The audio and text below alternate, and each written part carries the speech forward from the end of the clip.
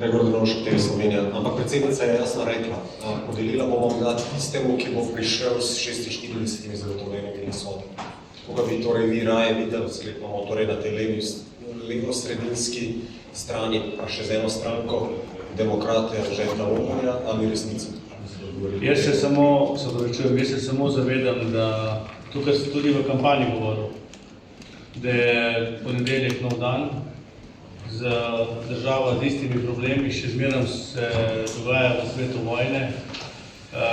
Evropa ima probleme s konkurenčnostjo, svet drvi v narobe smer, tudi jaz ta moment ne bi pred svojo javnostjo razlagal, kakšno vlado si jaz želim. Državljani in državljanke so nam ta moment podelili mandate in zdaj jaz mislim, da je dobro, da se zapremo v neke sobe, da se pogovorimo in ko bomo našli 46 glasov, ta država, ko bo našla 46 glasov, s temi 46 glasovi lahko vladala. Tako da ne bi rad špekuliral, ta moment bi bil rad realen, predvsem pa tudi socialni demokrati smo dobili te svoje procente in mi bomo, kar se tiče pri sestavljanju vlade, predvsem če bo šlo za levo-sredinsko vlado, zelo konstruktivno.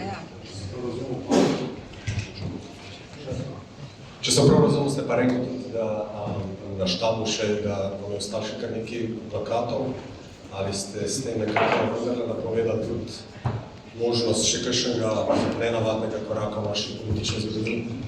Zdaj, vse me se tudi poznamo, včasih v teh težkih trenutkih napetosti, malo šale. Ja, lahko se trdi, da se ne sestavi vlado, vse znamo vsi še ševati, tudi nam je nekaj prepad ostali.